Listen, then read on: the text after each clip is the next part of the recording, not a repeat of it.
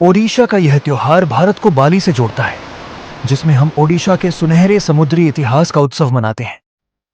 मैं बात कर रहा हूं कार्तिक पूर्णिमा की, मगर शायद ही कोई इसके पीछे की कहानी जानता हो। लगभग 2000 साल पहले, जब ओडिशा भारत का सबसे प्रगतिशील समुद्री राज्य था, महानदी डेल्टा से होकर उस समय के वीर व्यापारी कलिंग सागर पहुंचते थे। उन्हें साधबा कहा जाता था, और उन साधबाओं ने कुछ ऐसा किया था जिसकी छवि आज भी साउथ ईस्ट एशिया में दिखाई देती है। वे अपने साथ केवल टेक्सटाइल और स्पाइसेस ही नहीं, बल्कि कलिंग की संस्कृति भी लेकर गए। इंडोनेशिया के प्राचीन राज्य कुटाई, संजय और मजापहित सभी पर कलिंग का गहरा प्रभाव था। यहां तक कि 6ठी शताब्दी के आसपास सेंट्रल जावा में एक राज्य था जिसका नाम था कलिंग। लेकिन बिना आधुनिक तकनीक के आखिर कलिंग के वीर पुत्रों ने यह सब किया कैसे? उनका रहस्य था मानसून का ज्ञान, जो आज की आधुनिक विज्ञान को भी चुनौती दे सकता है। अक्टूबर यानी कार्तिक और मर्गशीर के महीनों में पूर्वोत्तर मानसून बहती थी।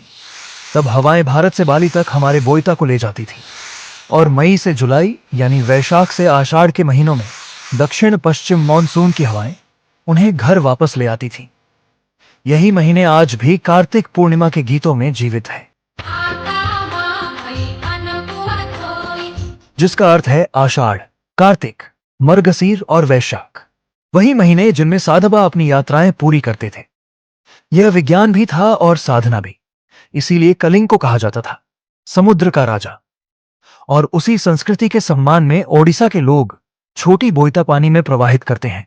उस नौका पर जलता दीप उन साधबाओं की याद में रखा जाता है जो कभी लहरों के संग बाली तक गए थे।